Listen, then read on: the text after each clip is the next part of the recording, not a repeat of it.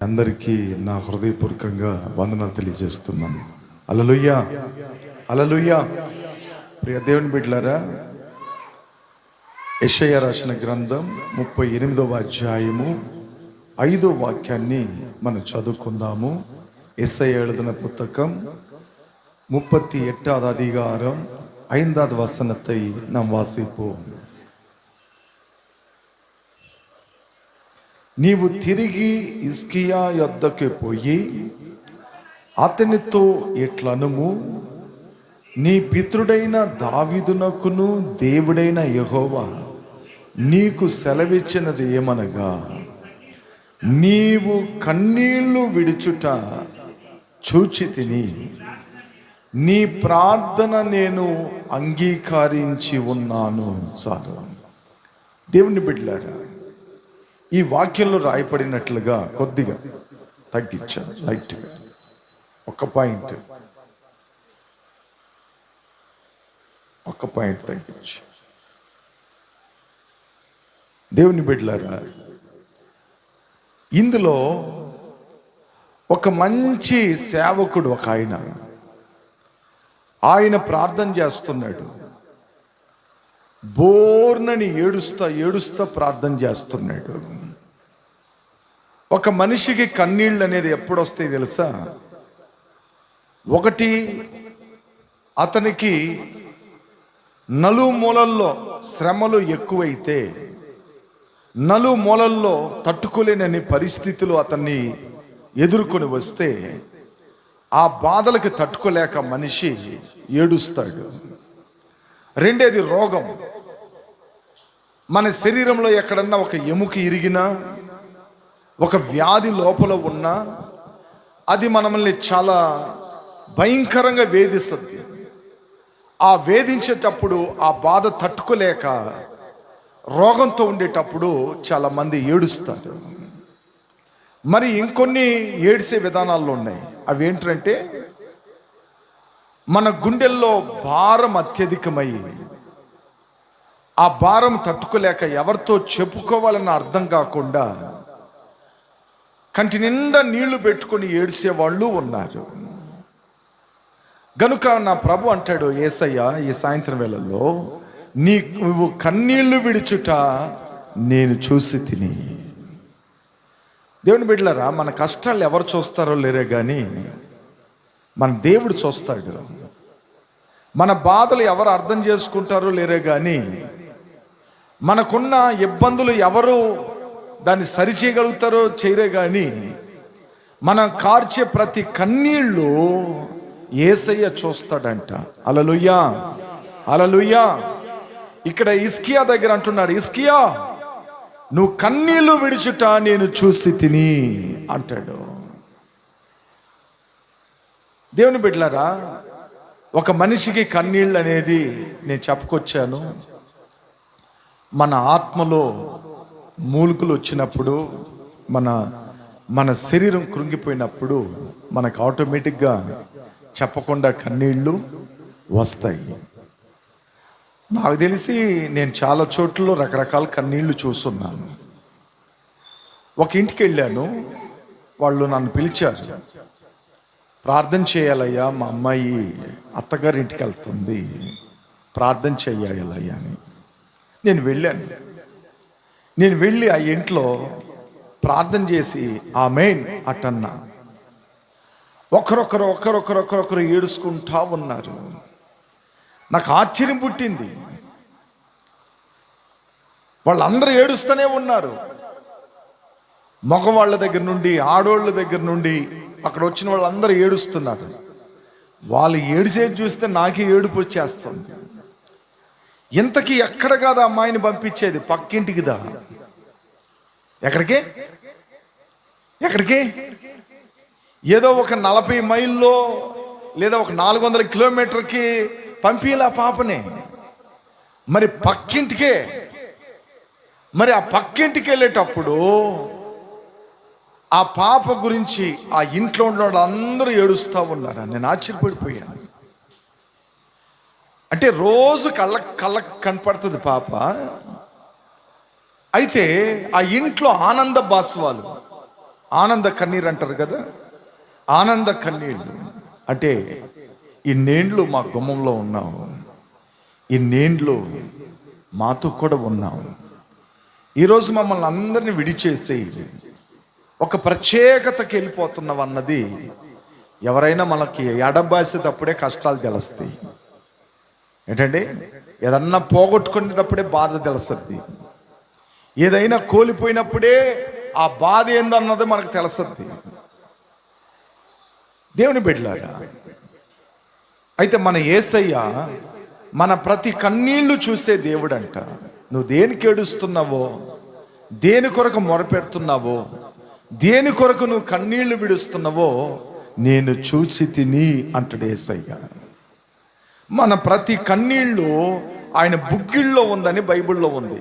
బాటిల్లో వెచ్చుకురారు, நம்ம கண்ணீரெல்லாம் ஒரு பாட்டில்ல துருத்தியில வச்சுக்கிறாரு. బైబిల్లో రాయబడింది ప్రకటన గ్రంథంలో. అప్పుడు మన దేవుడు మన కన్నీళ్లు చాలా విలువగా ఎంచుతున్నాడు. మనం ఏడుస్తున్నామా అన్నదే ఆలోచన చేయాలి. కన్నీళ్లతో ప్రార్థన చేసుకునే అనుభవం మనకు ఉంటుందా? కన్నీళ్లతో ప్రార్థన చేస్తున్నామా? విరిగిన నలిగిన హృదయముతో దేవుని సన్నిధిలో అన్నాలు ఎలాగ కన్నీళ్లు కార్చి తన హృదయాన్ని కుమ్మరించిందో ఆ రీతిగా మనం కూడా మన హృదయాన్ని కుమ్మరించే ఆయన సన్నిధిలో ఉండే బిడలంగా మనం ఉంటున్నామా? ఏ రోజైనా కన్నీళ్ళు వచ్చి ప్రార్థన చేస్తున్నామా? ఎవరన్నా కొడితే ఏడుస్తాం. ఈ పసిపిల్లలు ఏడ్చినట్టుగా ఏడుస్తారు చాలా మంది. మమ్మీ మమ్మీ ఐస్ క్రీమ్ తీసుకుని మమ్మీ అన్న అంటే ఏడుస్తారు. మమ్మీ మమ్మీ నా చాక్లెట్ తీసుకున్నారు మమ్మీ అంటే నన్ను ఏడుస్తారు. ఈ చిన్న పిల్లల ఏడుపులు ఉంటాయి, కానీ నిజంగా మన అంతరంగముల నుండి ఆయన సన్నిధిలో దేవుని మందిరములో మనం కన్నీళ్లు కార్చుకునే ఆ అనుభవాలు మనకున్నాయా? కన్నీళ్లతో ప్రార్థన చేసుకునే అలవాటు మనకుందా అన్నది మనం ఆలోచన చేయాలి.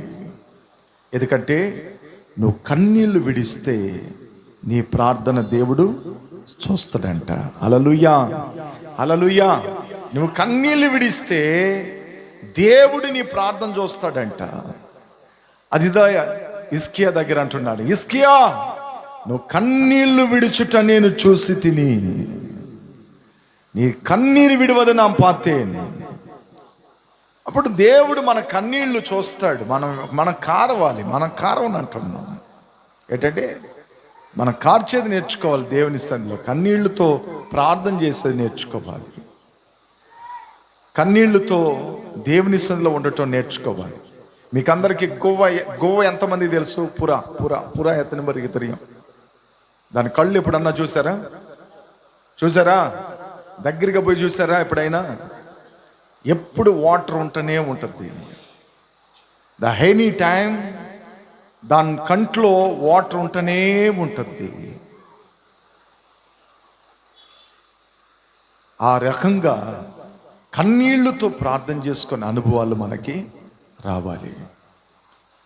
దేవుడు నాకు ఇది ఇవ్వలేదు, నాకు దేవుడు ఇది చేయలేదు, దేవుడు ఎన్ని ప్రార్థనలు చేసినా నాకు జవాబు ఈయన అంటున్నాడు, నేను ఎంత బాధలో ఉన్నాను, ఎంత శ్రమల్లో ఉన్నాను అనే దానికంటే ఒక్కసారి కన్నీళ్లతో ప్రార్థన చేసి చూడు. కన్నీళ్లతో మోకాళ్ళేసి దేవుణ్ణి అడిగి చూడు. నీ హృదయపూర్వకంగా దేవుని సంధిలో పశ్చాత్తాపడి చూడు. దేవుని బిడ్డలారా, నాకు బైబిల్లో ఒక ఆమె తెలుసు బాగా.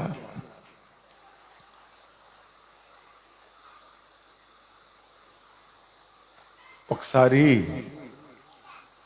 యేసు ప్రభు ఆయన శిష్యులను భోజనానికి పిలిచాడు. ఒక పెద్ద ఆయన ఆ ఇంటికి వెళ్ళి భోజనానికి కూర్చుంటుంటే పన్నోళ్ళందరూ భోజనాలు సిద్ధపాటు చేస్తున్నారు. ఇంత లోపల ఒక పాపిస్ట్రాలైన ఒక ఆమె ఇంట్లోపలికి వచ్చింది. ఆ ఇంట్లోపలికి రాగానే ఆయన కాళ్ళ దగ్గర నిలబడుకొని బోర్నని ఏడుస్తుంది. ఆమె కారే ఆ నీళ్లు ఆయన కాళ్ళ మీద పడతా ఉంది. ఇది ఆ ఇంట్లో భోజనానికి పిలిచిన పెద్ద చూస్తున్నాడు, పెద్ద ఆయన. ఆ స్త్రీ ఏమో కారుస్తూనే ఉంది, కన్నీళ్లు కారుస్తూనే ఉంది. ఆమె ఎందుకు కారుస్తుందో యేసయ్యకి బాగా తెలుస్తుంది. ఆమె చేసిన తప్పులన్నీ నా పాదాల దగ్గర కన్నీళ్లు కార్చి అడుగుతుంది. ఆమె చేసిన నేరాళ్ళన్నీ ఒప్పుకుంటుంది. దానికి ఆమె హృదయం కరిగింది, ఆమె మనసు కరిగింది, ఆమె తప్పులు ఆమె అర్థం చేసుకొనింది, అందువల్లే ఏడుస్తుంది అన్నది యేసయ్యకి తెలిసింది. ఆ నీళ్లు ఆయన కాళ్ళ మీద పడగానే చిచిచి, ఈ పాపిష్ట్రాలు కన్నీళ్లు నా ప్రభు పాదాల మీద పడటమేంది, ఈ నీతిమంతుడైన యేసు ప్రభు కాళ్ళ మీద నా కన్నీళ్లు పడటమేంది, అంత యోగ్యత లేని వ్యక్తిని నేనని చెప్పి ఆమె ఎంటుకలు పెట్టి ఆ నీళ్లను శుభ్రం చేస్తుంది. నీళ్లు శుభ్రం చేస్తే ఆ కన్నీళ్ళన్నీ శుభ్రంగా తుడుస్తావంటే,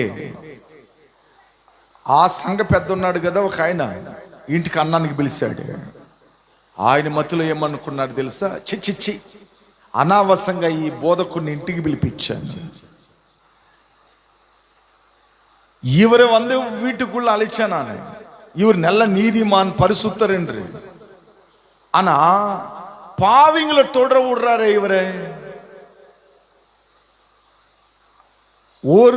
ஒரு அடி அடிச்சா போய் அப்படி விழுந்துருவாங்க அவங்க. இப்படிப்பட்ட ஜனங்களை தொட விடலாமா இவரு அப்படின்னு சொல்லிட்டு మనసులో நினைக்கிறாரு. అట్లానే ఆలోచన చేస్తా ఉన్నాడు. యేసు ప్రభు అతను చూసి ఒక మాట అడిగాడు, నీ ఇంటికి వచ్చినా నేను, నాకు కాళ్ళు కడుక్కోవటానికి నీళ్లు ఇచ్చినవని అడిగాడు ఆయన. ఏమన్నాడు? నీళ్ళు ఇచ్చినవని అడిగాడు. యూదుల కల్చర్ ఒకటి ఉందండి, నేను బాగా చదువుకున్నాను యూదుల కల్చర్ని. లైఫ్లో అలాంటి ఇల్లు కట్టాలని ఉండా, యూదుల కల్చర్ లాగా ఇల్లు కట్టాలని ఉండా. నేను అన్ని మ్యాప్ తెలుసు నాకు, ఆ ఇంజనీరింగ్ మ్యాప్ అంతా తెలుసు, యూదుల కల్చర్లు అన్నీ తెలుసు నాకు. యూదుల కల్చర్ ఏంటంటే, ఎవరు ఒక గెస్ట్ ఇంటికి వస్తే ఫస్ట్ కాళ్ళు కడుక్కునే దానికి నీళ్ళు ఇవ్వాలి, నెంబర్ 1 ఫస్ట్. నెంబర్ 2, వాళ్ళని ఇంట్లోపలికి తీసుకెళ్లకుండా బయట కూర్చొని పెట్టాలి. వాళ్ళకనే ఒక చిన్న హాల్ ఉంటుంది, దాంట్లో కూర్చొని పెట్టాలి. అట్ల తర్వాత ద్రాక్షరసం ఇవ్వాలి, సెకండ్ ద్రాక్షరసం ఇవ్వాలి. 3 కొబ్బరి నూనె ఇవ్వాలి, తల అంటుకునేదాన్ని కొద్దిగా నూనె తీసుకొని అట్ అంటారు. ఇది యూదుల కల్చర్. ఇవన్నీ ఎందుకు చేస్తారో నేను చెప్తా, ఇంకొక రోజు చెప్తా మీకు అందరికీ. మీరు అంత డీప్గా పోరని చెప్తా, నేను ఓరల్ మెసేజ్లు ఇచ్చేది ఎక్కువగా. అంత డీప్గా థింక్ చేయరు మీరు అనేద్దా, అంత డీప్గా చెప్తే అర్థం చేసుకోరు లోతైన సత్యాలన్నని చెప్పిదా. నేను అప్పుడప్పుడు చెప్పే కొన్ని మర్మాలన్నీ మరుగు చేస్తా వస్తాను నేను. లీజన్. ఆ పెద్ద ఆయన అడిగాడు, నీ ఇంటికి వచ్చాను, నా కాళ్ళు కడుక్కోవటానికి నీళ్ళు ఇవ్వాలన్నావు. అయితే ఈ స్త్రీయో తన కన్నీళ్ళు చేత నా పాదాలు కడిగింది. ఏమన్నాడు? తన కన్నీళ్ళు చేత నా పాదాలు కడిగింది. దేవుని బిడ్డలారా, ఆమె పాపములోనే మహా పెద్ద పాపి. ఆమె కార్చిన కన్నీళ్ళు ఆమెని నీతిమంతురాలుగా పరిశుద్ధురాలుగా దేవుడు చేసేసి అన్నాడు, అమ్మా నీ పాపములు క్షమించబడింది, సమాధానముతో నువ్వు ఇంటికి వెళ్ళిపో అన్నాడు. చప్పట్లు కొట్టండి. హల్లెలూయా, హల్లెలూయా. మన దేవుని సన్నిధిలో మనం కన్నీళ్లు కార్చి పశ్చాత్తాపడితేనే మన శాపాలు తొలగుతాయి, మన పాపాలు పరిగిపోతాయి, మనకున్న ఎన్ని కూడా తొలగిపోతాయి. ఎప్పుడో కన్నీళ్లతో ప్రార్థన చేసుకునే అనుభవం ఉండాలి మనకి. కన్నీళ్లతో ప్రార్థన చేసే అలవాట్లు మనకు ఉండాలి. అలాంటి అనుభవం మనం నేర్చుకోవాలి. ఎలాగ పావురం గువ్వ కళ్ళు ఎట్ట ఉంటాయో అట్లా మన కంట్లో ఎప్పుడు కన్నీటి ప్రార్థన కనపడతా రావాలి. ఎందుకంటే నీవు కన్నీళ్లు విడుచుట నేను చూసి తిని అన్నాడు దేవుడు. అంటే మన కన్నీళ్లు దేవుడు చూస్తాడు, ఎప్పుడు చూస్తానే ఉంటాడు ఆయన. అట్లా కన్నీటితో ప్రార్థన చేసే ప్రతి ప్రార్థన చాలా బలము కలిగిందిగా ఉంటుంది, చాలా శక్తి కలిగిందిగా ఉంటుంది. బైబిల్లో ఎంతోమంది కన్నీళ్లు కార్చి అనేకమైన మేళ్లు పొందుకున్నారు, అద్భుతాలు పొందుకున్నారు. కన్నీళ్లు కార్చేటప్పుడు కూడా ఒకటి ఉందండి, అది కూడా తెలిసి పెట్టుకోవాలి. మనం క్లియరెన్స్గా ఉండాలి, మన తప్పులు ఒప్పుకోవాలి, మన తప్పులు సరి చేసుకొని మన కన్నీళ్లు గారిస్తే మన ప్రార్థనకు జవాబు వస్తుంది. మనం నేరాలు చేస్తా, తప్పులు చేస్తా, ఎంత ఏడిసి ప్రార్థన చేసినా నిష్ఫలమే కానీ ప్రయోజనం కానే కాదు. నిష్ఫలాలే వస్తాయి మనకి. మన పొరపాట్లన్నీ పరిపూర్ణంగా మనం ఒప్పేసుకొని మనం కన్నీళ్లు కార్చేటప్పుడు దేవుడు దానికి జవాబునిస్తాడు. ఆమె కార్చిన కన్నీళ్ళకి ఆమె పాపాలు క్షమించబడి సమాధానముతో ఇంటికి వెళ్ళిపోయింది. అప్పుడు మనం కన్నీళ్లు కారిస్తే మనకున్న శాపాలు, మనకున్న పాపాలు, మనకున్న ప్రతిదీ కూడా దేవుడు తొలగిస్తాడు, తీసేస్తాడు. అప్పుడు మనం ఆ కన్నీటి ప్రార్థన అనుభవం మన దగ్గర ఉండాలి. అలాంటి కన్నీటి ప్రార్థన మనం నేర్చుకోవాలి. ఒకసారి దేవదూతలందరినీ దేవుడు పిలిచాడు పరలోకంలో. దూతల్లారా అందరు రండిట, ఏంజల్స్ எல்லாம் வந்துருங்க அப்படின்னு சொன்னாரு. பூமியில விலையேற பெற்றது ஒன்று கொண்டு வாங்கன்னாரு. நல்லா உயர்ந்தது, ரொம்ப காஸ்ட்லியானது, அதை கொண்டு வாங்க அப்படின்னு சொல்லிட்டு கூடை கொடுத்து அமிச்சாரு. கூடை, இந்த கூடை கொடுத்து அமிச்சாரு. இவங்க நேராக போயிட்டு சில சில சில பேர் தேவதூதர்கள்லாம் என்ன பண்ணாங்கன்னா கட்டுக்கட்டாக பணத்தை வச்சு கொண்டு வந்தாங்க. இன்னொரு தூதர்கள் என்ன பண்ணாங்கன்னா காஸ்ட்லியான தங்கம், அப்புறம் வைரம், நிறைய முத்துக்கள், இப்படிப்பட்ட காஸ்ட்லியான பொருளெல்லாம் எடுத்துக்கின்னு நேர கர்த்தர் சமூகத்துக்கு போனாங்க. அங்கே போயிட்டு அவருக்கு பாதத்தில் வச்சாங்க. ஆண்டவரே, இந்த பூமியில எல்லாம் மக்கள் அதிகமாக நேசிக்கிறது, அதிகமாக பின்தொடர்கிறது, அதிகமாக இது மேலதான் வாஞ்சியா இருக்கிறாங்க. அப்போ இது உயர்ந்ததல்லவா, ரொம்ப காஸ்ட்லியானதல்லவா, உங்களுக்காக நாங்க கொண்டு வந்தோம் அப்படின்னு சொன்னாங்க. ஆனா கர்த்தர் சொன்னாரு, இதெல்லாம் நான் படைச்சது, இதெல்லாம் நான் உருவாக்குனது. இதெல்லாம் இந்த தங்கத்தை யாரு உருவாக்குனது? நான் தான். இந்த வைரத்தை உருவாக்குனது யாரு? நான் தான். இதெல்லாம் உருவாக்குனது நான் தான். இது எனக்கு விலையேற பெற்றது கிடையாது. இன்னும் எதனா இருந்தா கொண்டு வாங்க அப்படின்னு சொல்லிட்டு மறுபடியும் அனுப்பிச்சிட்டாரு. ஆனா போகும் பொழுது இவங்க தேவதூதர் போயினே இருக்கும் பொழுது ஒரு வீட்டுல ஒரு பையன் அழுதுனே ஜெபிக்கிறான். இந்த தேவதூதர் உள்ள போயிட்டு இவன் என்னதான் ஜெபிக்கிறான்னு சொல்லிட்டு கிட்ட போய் பார்த்தா அவனுக்கு கண்ணீர் கொட்டினே இருக்கு, ஜெபிச்சுனே இருக்கிறான். அப்புறம் இந்த தேவதூதர் போயிட்டு கை வச்சு அந்த கண்ணீரெல்லாம் பிடிச்சிக்கின்னு நேராக கர்த்தர் சமூகத்தில் போயிட்டு, ஆண்டவரே, இது விலையேற பெற்றதா பாருங்க, ஒருத்தர் ஜெபம் பண்ணின்னு இருந்தார் உங்களுக்கு, அவன் அழுத கண்ணீர் நான் கொண்டு வந்திருக்கிறேன் அப்படின்னு சொன்னாங்க. சொன்ன உடனே கர்த்தர் சொன்னாரு, பூமியில எனக்கு பிடிச்சது, விலையேற பெற்றது ஒரு மனிதன் விடுகிற கண்ணீர் அப்படின்னு கர்த்தர் சொன்னார். அல்லேலூயா சொல்லுங்க, அல்லேலூயா, அல்லேலூயா. அதனால தான் கர்த்தர் சொன்னாரு, உன் கண்ணீர் என் துர்த்தியில் வைத்திருக்கிறேன். அப்போ நம்ம கண்ணீர் எல்லாம் பொக்கிஷமா அவர் என்ன பண்றாரு? பாதுகாக்கிறார்ல. அப்போ உயர்ந்தது தானே. நம்ம போட்டுன்னு இருக்கிற ட்ரெஸ்ஸோட, நம்ம போட்டுக்கிற தங்கத்தோட நம்ம விடுகிற அந்த கண்ணீர் இருக்கு தெரியுமா, அதுதான் விலையேற பெற்றது கர்த்தர் சமூகத்துல. அப்படிப்பட்ட கண்ணீர் நம்ம விடுகிறோமா? நம்ம யோசிக்கணும். చిన్న వాటికి అలిగేది, ఐటికి ఏడ్చుకుంటా ఉండేది, నిష్ప్రయోజనమైన దానికంతా ఏడ్చేది. ఎందుకు ప్రయోజనం లేని వాటికి అంతా ఏడుస్తారు చాలా మంది. నీ కన్నీళ్లను వెడుస్తున్నావంటే దాంట్లో ప్రయోజనం ఉండాలి. కన్నీళ్లు కారుస్తున్నావంటే దాంట్లో అర్థం ఉండాలి. నీ కన్నీళ్లు దేవుడు చూడాలి, నీ కన్నీళ్లు దేవుడు చూడాలి. అలాగ ఉండాలి నీ కన్నీళ్లు. ఒక ఆమె ముక్కుబడి డబ్బా పోగొట్టింది, ముసలామె. ఇంట్లో అందరూ అడగతుంటే చెప్పలేదు. మనవడు వచ్చి అడిగాడు, ఒరే ముక్కుబడి డబ్బా పోయిందని నేనే ఏడుస్తుంటే అందరా ముక్కుబడి డబ్బాకంతా ఎవరిన ఏడుస్తారా అంటే. ఒక ఇంటికి పోతే మందు తీసిలేదని ఏడుస్తుంట కొడుకు.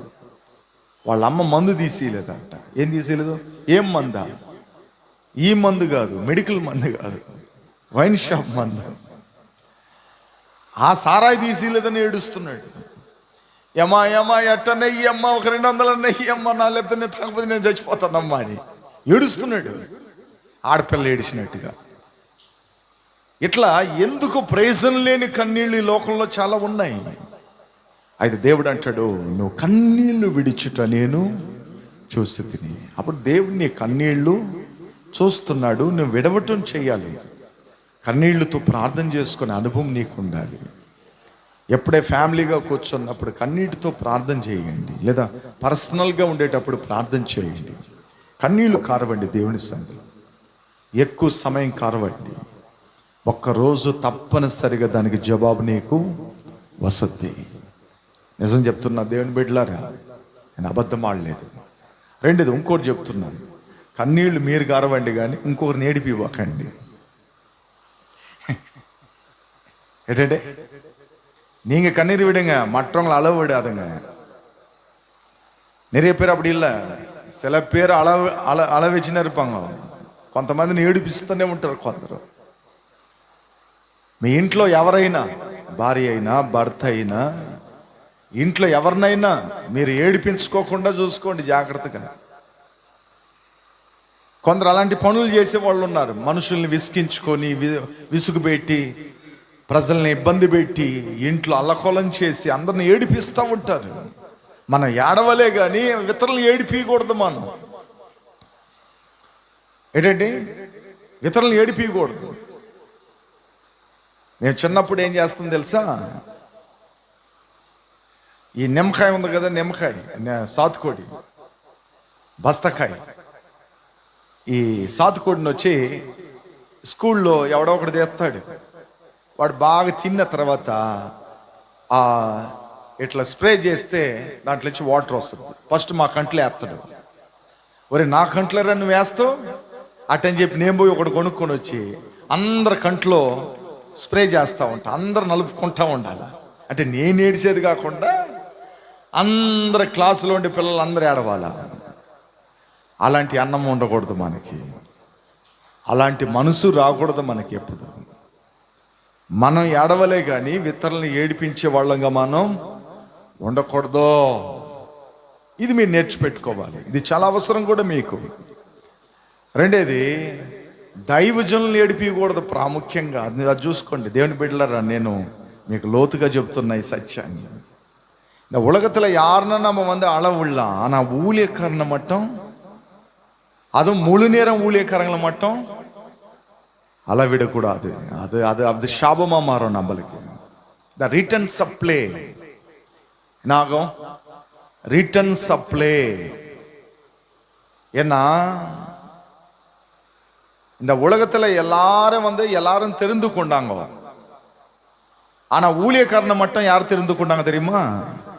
கர்த்தர் தெரிந்து கொண்டாரு. அதுதான் அதுல பெரிய விஷயம். அது அப்போ ஊழியக்காரர் கண்ணுல இருந்து கூட தண்ணி வர வைக்க கூடாது. யாருனாலும் அதுல இருந்து நம்ம எஸ்கேப் பண்ணணுமே தவிர, டே நம்ம அங்க அதில் நம்ம இன்க்ளூட் ஆகக்கூடாது அப்படின்னு சொல்லிட்டு நம்ம ரொம்ப பாதுகாக்கணும். ஏன் இதெல்லாம் சொல்றேன்னா, வேதத்துல எழுதிருக்கு அங்கங்க வார்த்தைகள் இருக்கு. அதெல்லாம் கர்த்தர் விடமாட்டார். உங்களுக்கு எல்லாம் தெரியும்ல, மோசே கூட பிறந்த சகோதரி மோசே ஒரு சின்ன அசட்டு பண்ணி பேசிட்டாங்க. என்ன, எங்க கடவுள் எங்க அண்ணா கூட தான் பேசுவாரா, என் தம்பி கூட தான் பேசுவாரா, எங்க கூட பேச மாட்டாரா அப்படின்னு சொல்லிட்டு எல்லாரும் முன்னாடி சொல்லிடுவாங்க. அந்த அம்மா சொல்லும் பொழுது கர்த்தர் கேட்டார். அது ஆசாரிப்பு கூடாரத்துக்கு வா அப்படின்னு கூப்பிடுவாரு. யார? ஆரோன், மிரியாம் 2 பேரும் கூப்பிடுவார். இவங்க 2 பேரும் என்ன நினைப்பாங்க தெரியுமா? பர்றா, கடவுள் ஏதோ சொல்ல போறாரு மக்களுக்கு சொல்றதுக்காக, நம்மளை தேர்ந்தெடுத்திருக்கிறார், நம்ம போலாம் சந்தோஷமா அப்படின்னு சொல்லிட்டு உற்சாகமா உள்ள போவோம். அவர் உற்சாகமா இல்லையே. அப்புறம் கேட்பாரு, என் ஊழியக்காரனுக்கு விரோதமாக பேசுவதற்கு உனக்கு அதிகாரம் கொடுத்தது யார் அப்படின்னு கேட்பாரு. మోషే నా ఇల్లంతట్లో నమ్మకమైన వాడు, సాత్వికుడు, నా కార్యాలన్నీ కూడా నిదానించి ఆలోచన చేసేవాడు, మీలాగా అడకదుడుకులు చేసేవాడు కాదు వాడు. నన్ను సమీపంగా ప్రేమించేవాడు.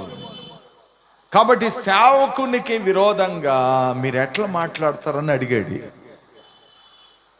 ఎంత లోపల వీళ్ళ నోట్లోంచి సారీ అన్నమాట చెప్పాలి. ఈ రోజుల్లో అర్థం ఉంటారు, చాలా మంది కఠినంగా ఉన్నారు. కన్నీళ్లు రావాలంటే సారీ అనే మాట వస్తుందా? కన్నీళ్లు వస్తాయి. సారీ అనే పదంలో కన్నీళ్ళు ఇంక్లూడ్. మనం ఏదైనా పొరపాటు చేసామా సారీ, మన నేరం చేసామా సారీ అన్న పదం వచ్చిందంటే మనలో పశ్చాత్తాపం వసద్ది. గుమ్మడికాయల దొంగలు ఎవరు అంటే భుజాలు దౌడుకున్నారంట. పెద్దోళ్ళు సామెత ఉంది, నా మీద ఉందా అని. అట్లా కొంతమంది ఉంటారు. అట్లా కాకుండా మనం ఎప్పుడు కూడా సారీ అనే పదం యూజ్ చేయాలి. మిరియాం యూజ్ చేయాలి. దేవుడు అడుగుతా ఉన్నాడు, ఎలా నువ్వు చెప్తావు అని అంటే మాట్లాడు. అహరోను ఇటు తిరిగారు చూడండి, మిరియాముకి తెల్ల కష్టం వచ్చింది, ఒళ్ళంతా పొడలైపోయింది, భయపడిపోయారు, ఇద్దరు వణిగిపోయారు. దాన్ని మళ్ళా క్లియరెన్స్ చేసేదానికి ఎవరు వచ్చారు తెలుసా? ఏ దైవజనుని అయితే అన్నారో ఆ దైవజనుడే అక్కడికి రావాల్సి వచ్చింది. ఆయన వచ్చి ప్రార్థన చేస్తే ఆమెకు బాగైంది. ద లీజన్ ఇవన్నీ గుర్తుపెట్టుకోండి. నేను ఊరికి చెప్పలేదండి, నాకు తెలిసి నేను చాలా చెప్పగలుగుతాను. అక్కడక్కడ నేను టెస్ట్ మని నేనున్నాను, లైవ్గా కొంతమందిని చూశాను. ఒక పాస్టర్ గారి మీద ఒక ఆయన వెళ్ళి చెయ్యి ఎత్తాడండి. ఏంట్రా నువ్వు చెప్పేది వాక్యం అని. ఆయన పాపం చేయకూడదురా, 2 పిల్లలు ఉండకూడదురా అని చెప్పిండు. ఆ 2 పిల్లలు ఉన్న ఆయన కోపం వచ్చింది. ఏంట్రా నువ్వు చెప్పేది వాక్యమా అట్టని చెయ్యెత్తిండు. ఒక 4 రోజుల తర్వాత ఈ చెయ్యి పడిపోయింది, కాలు పడిపోయింది. వై? చర్చకి చాలా మంది వచ్చారు, వాళ్ళు చేయలేం పడలేదు. ఏంది చెయ్యెత్తినోడుగా పడింది అంది. దేవుని బిడ్డలారా, నా లైఫ్లో నేను చూసిన సంగతులు చెప్తున్నా మీ దగ్గర, నేను టెస్ట్ మనీగా విన్న సంగతులు చెప్తున్నా మీ దగ్గర.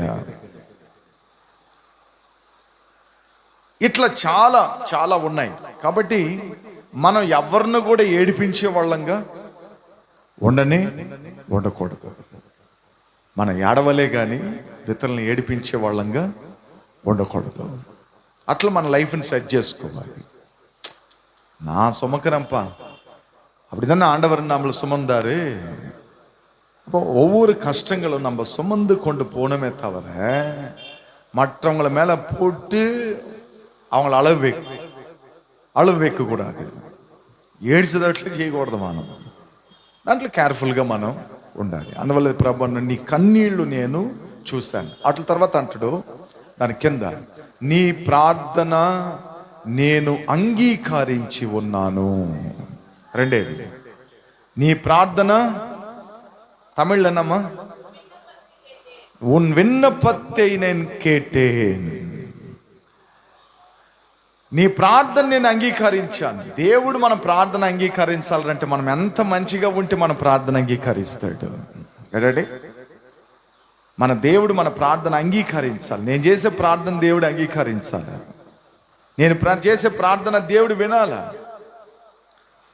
అప్పుడు నేను ఎంతగా మంచిగా ఉంటే నా ప్రార్థన దేవుడు వింటాడు. ఇసుకే ఎట్టెట్టు నిండో చూడండి. ఒక నిమిషం రెండో వాక్యానికి వచ్చింది 38:2 చదవండి. ఎట్ట టొనిండు ఆయన. చదవండి అమ్మా. అతడు తన ముఖమును గోడ తట్టు త్రిప్పుకొని, యెహోవా యథార్థ హృదయుడునై.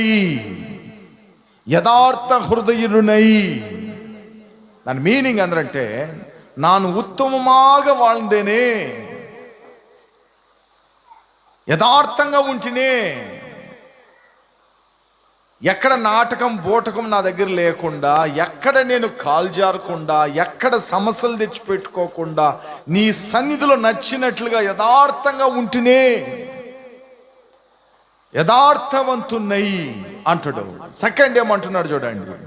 సెకండ్ అక్కడ ఏమంటుంది, సత్యముతో నీ సన్నిధిన నేను ఎట్లు నడుచుకుంటునో. సత్యం, ఉண்மை. ஒரு ரூபா கொடுத்தாலும் அதுல உண்மையா இருந்தானா, நீங்க கொடுத்த ஒவ்வொரு வேலையில உண்மையா வாழ்ந்த நான். எங்க ஃப்ராட் பண்ணாம, அந்த காசு எடுத்து என் பாக்கெட்ல போடாம, என் பையில போடாம உண்மையா இருந்த எல்லா விஷயத்துல. எந்த பொருள் திருடாம, எந்த பொருள் வீட்டுக்கு கொண்டு வராம, సత్యముతో నీ సన్నిధిలో ఎట్ట నడుచుకుంటుని నేను. ఒక పిల్లోడిని మిస్ కొట్టింది, నేరుగొచ్చి మమ్మీ మిస్ కొట్టింది మమ్మీ అని. ఆమెకి ఎప్పుడు నీ మీదేరా ఉండు, మీ నాయన రాని శబ్దం. వాళ్ళ నాయన అప్పుడే పని నుంచి వచ్చాడు, అలసిపోయాడు. ఏమండి పిల్లోడు ఏడుస్తున్నాడు, ఏందని అడగవా?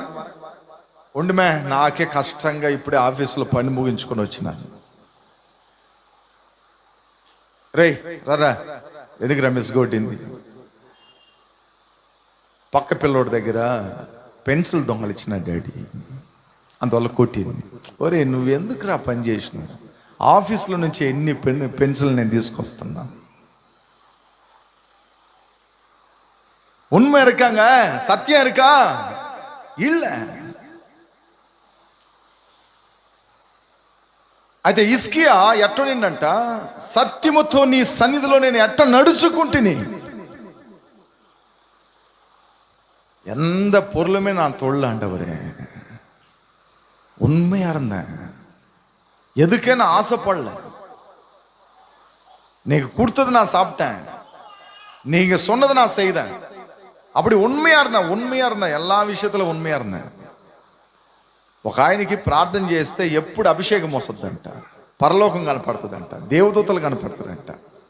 ఇప్పుడు అవన్నీ పోయేసేసి గొడ్డలు కనపడుతుంది, కట్లు కొట్టే గొడ్డలు. ఎక్కడ కనపడుతుంది? கோடரி. எப்பவுமே ஜெபிக்கும் பொழுது பரலோகம் தெரியுமாம்மா, தேவதூதர்கள் தெரிவாங்களாம்மா, அற்புதமான தரிசனங்கள் சொப்பனங்கள் வருமாம்மா. இப்போ கோடரி தெரியுதாம்மா. ரொம்ப நாளா ஜெபிச்சு பாக்குறாரு, என்னடா இதுவே தெரியுது சொல்லிட்டு நேரா பாஸ்டர் கிட்ட போய் கேட்டாரு. பாஸ்டர், இதுக்கு முன்னாடி ஜெபிக்கும் பொழுது என் மேல அபிஷேகம் வரும், பரலோகம் எல்லாம் தெரியும், தேவதூதர்கள் எல்லாம் தெரியும், நல்ல அற்புதமான தரிசனங்கள் எல்லாம் எனக்கு வெளிச்சமா காணப்படும். ஆனா இப்போ கோடரி தெரியுது, என்ன பண்ணலாம் அப்படின்னு கேட்டாரு. அவர் கேட்டாரு, யாருக்கிட்டன்னா நீ கோடரி வாங்கிட்டு வந்தியான்னு கேட்டாரு. ஆமாம்மா கொண்டு வந்தேன் 6 மாசத்துக்கு முன்னாடி. எப்போ? 6 மாசத்துக்கு முன்னாடி. மறுபடி திருப்பி கொடுக்கலையான்னு கேட்டாரு. திருப்பி கொடுக்கவே இல்லை. அப்போ அப்படி அதுதான் வரும். நீ உண்மையா இல்லையே, உன்கிட்ட கொடுத்த ஒரு பொருளுக்கு உண்மையா இல்லையே, நீ அந்த பொருள் திருட்டத்தனமா வீட்டில் வச்சுருக்கிற நீ. அப்போ சத்தியத்தோட எப்படி நீ நடக்க முடியும்? நடக்க முடியாது. அதுதான் பைபிள் ராயப்படுது, సత్యముతో నీ సన్నిధిలో నేను ఎట్ట నడుచుకుంటుని. கர்த்தர் நம்ம சத்தியத்தோட வாழ்வது எதிர்பார்க்கிறார். ஆனா இஸ்கியா வாழ்ந்தார், அந்த மாதிரி இஸ்கியா வாழ்ந்தார். அப்புறம் நெக்ஸ்ட்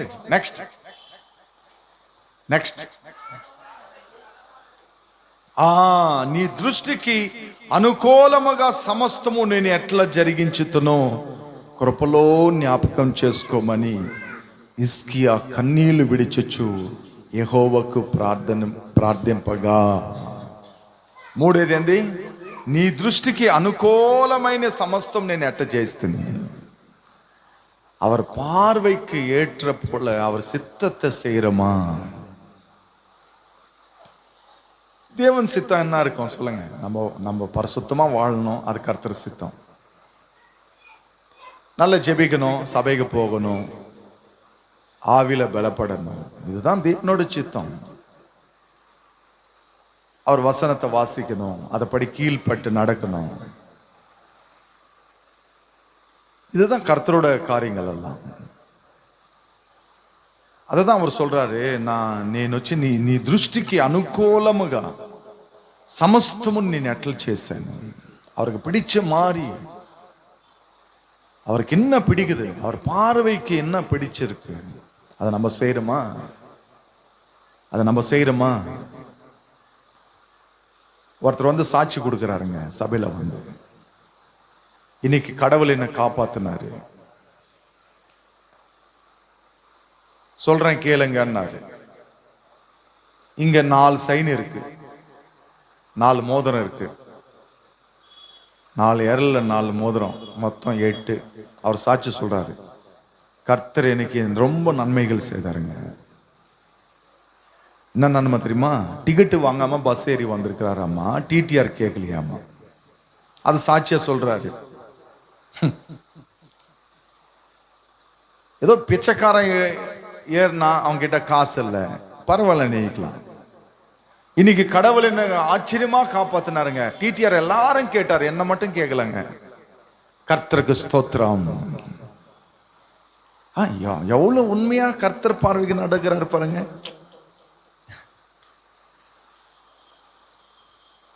நம்ம ஜெபங்கள் கேட்கப்படணும்னா அந்த 3 காரியம் நம்ம கிட்ட இருக்கணும். அந்த 3 காரியம் இருந்தாதான் நம்ம ஜெபம் கர்த்தர் அங்கீகரிப்பாரு. அவர் கேட்பார், நம்ம ஜெபங்களை கேட்பார் கர்த்தர், நம்ம ஜெபங்களை கேட்பார். அப்ப நம்ம உண்மையா சத்தியத்தோட அவர் பார்வைக்கு ஏற்ற போல நம்ம வாழும் பொழுது நம்ம ஜெபங்கள், எல்லா ஜெபங்களும் அங்கீகரிக்கப்படும். கரங்களை தட்டுங்க. அல்லேலூயா, அல்லேலூயா. ஓகே, இதெல்லாம் ரொம்ப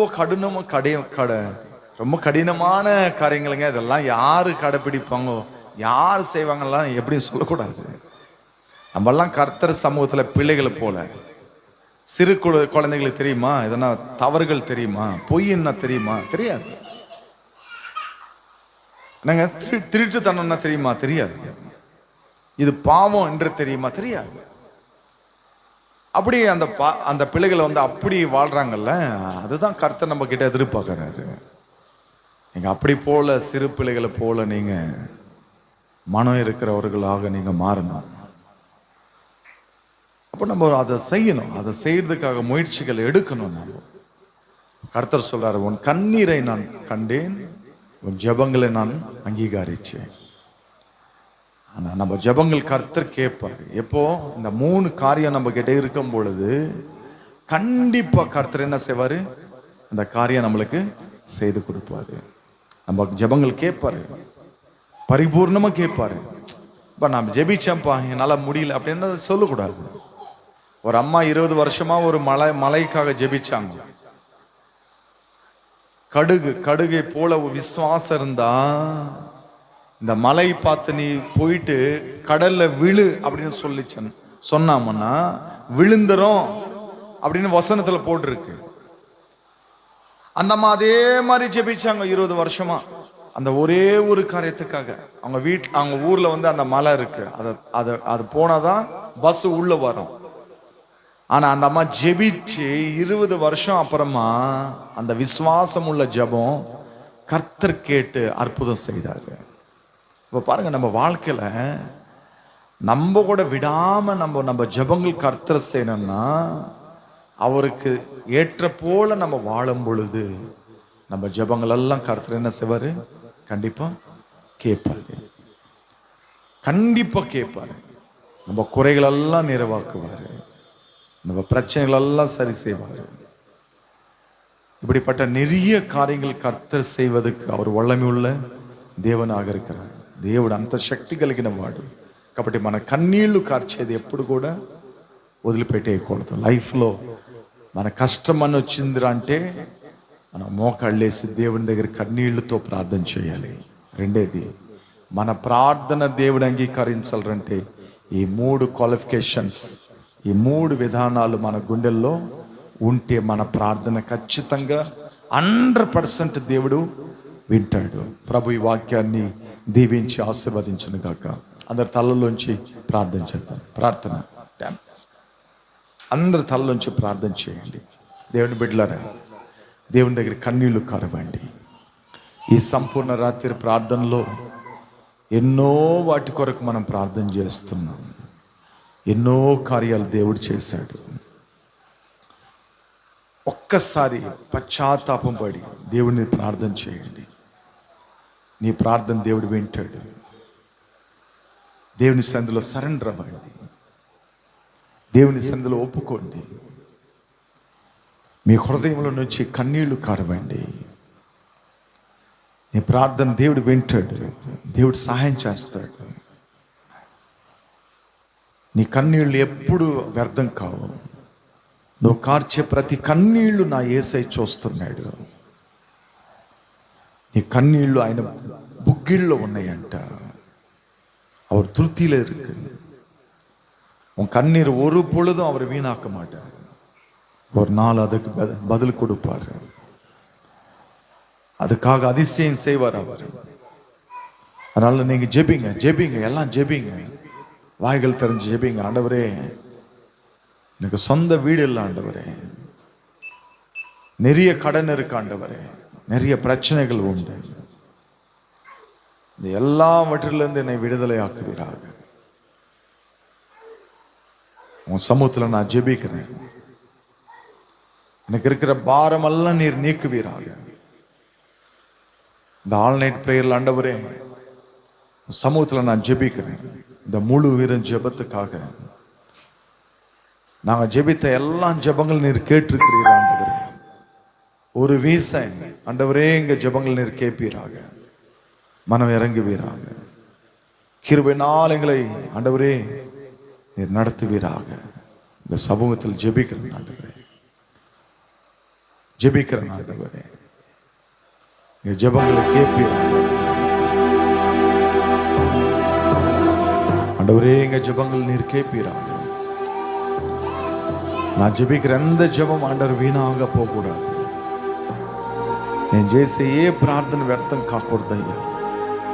నేను కార్చే ప్రతి కన్నీళ్లు నీ పాదాల్లో ఉండాలి. నా కొరకు ప్రభువా, యెరూషలేమా, యెరూషలేమా, కోడి తన పిల్లల్ని రెక్కల చాటులో దాచుకున్నట్లుగా నేను పలసార్లు నిన్ను దాచుతిని. నన్ను మర్చిపోయావా అట్లని యెరూషలేమును చూసి ఏడ్చారయ్యా మీరు. లాజర్ చనిపోయినప్పుడు సమాధి దగ్గరికి వెళ్ళి లాజర్ విశ్వాసపు జీవితాన్ని చూసి ఏడ్చారు. గెత్సేమని తోటల్లో కన్నీళ్లతో తండ్రికి ప్రార్థన చేశారయ్యా. అలాంటి కన్నీటి ప్రార్థన నాకు నేర్పించు నాయన. அப்படிப்பட்ட ஜபங்களை எனக்கு கற்றுத்தரும் ஆண்டவரே. உடைந்த உள்ளத்தோட நான் ஜெபிக்கிறது எனக்கு கற்று தருவீராக. மனம் உருகி ஆண்டவரே நான் ஜெபிக்கிறது எனக்கு கற்று தருவீராக. கண்ணீரோட ஜெபிக்கிற அந்த ஜபங்களை எனக்கு கற்று தருவீராக. உன் கண்ணீரை நான் கண்டேன் என்று சொன்ன தேவன். இசிக்கியாவோட கண்ணீர் நீர் கண்டீரே. 15 ஆண்டுகள் ஆண்டவரே அவனுக்கு ஆயுசு நாட்கள் நீர் கூட்டி தந்தீரே. அவன் ஜபங்கள் நீர் கேட்டீர், அங்கீகரிச்சிட்டீர் ஆண்டவரே. என் ஜபங்கள் கேட்பீராக, என் ஜபங்கள் கேட்பீராக. என் கண்ணீரை நீர் காண்பீராக. சமூகத்தில் ஜெபிக்கிற ஆண்டவரே, இந்த கிருபை எனக்கு தருவீராக. இயேசுவின் நாமத்தில் ஜெபிக்கிற நல்ல பிதாவே, ఆమేన్. మనమందరం పైకి లేచి పడుకుందాం. ఒక పాట పాడుతుండగా కానుకలు సమర్పించుకుందాం.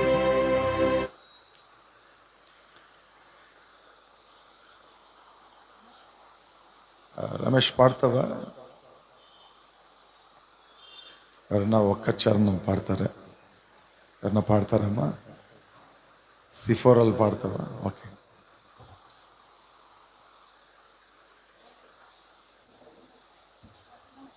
Please. Drum drum drum drum.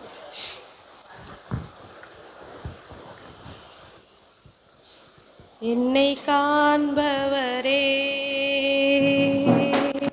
தீனம் காப்பவரே, என்னை காண்பவரே, தீனம் காப்பவரே,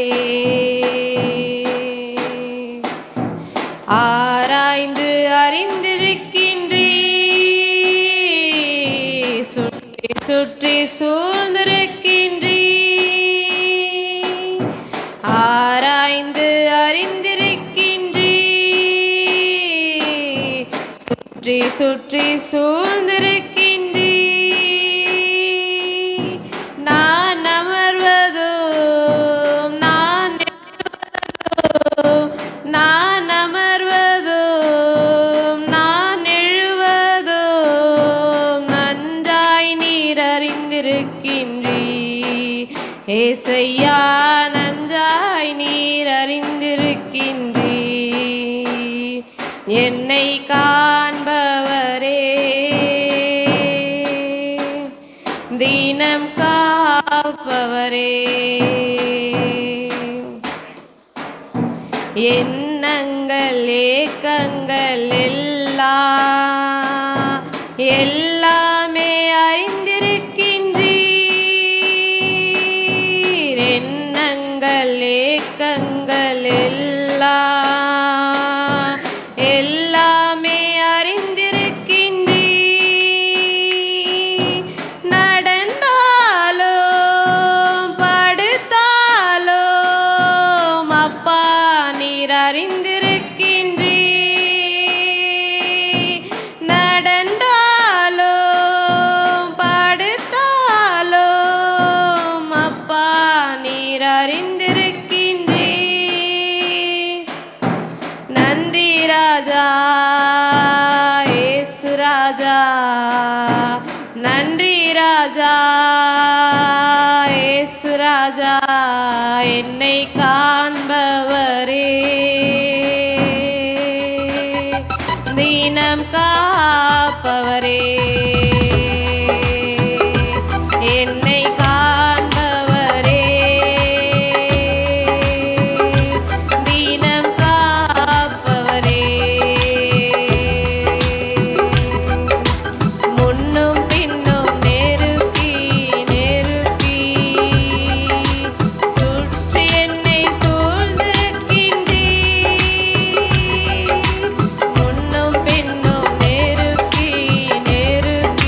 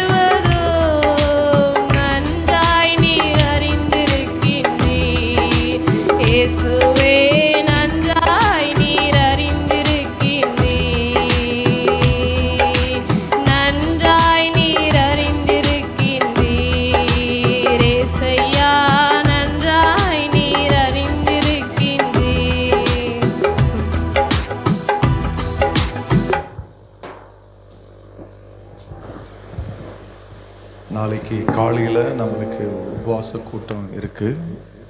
காலையில் 10 மணிலேருந்து 12:30 வரை நம்மளுக்கு உபவாச கூட்டம் உண்டு. ஞாயிற்றுக்கிழமை காலையில்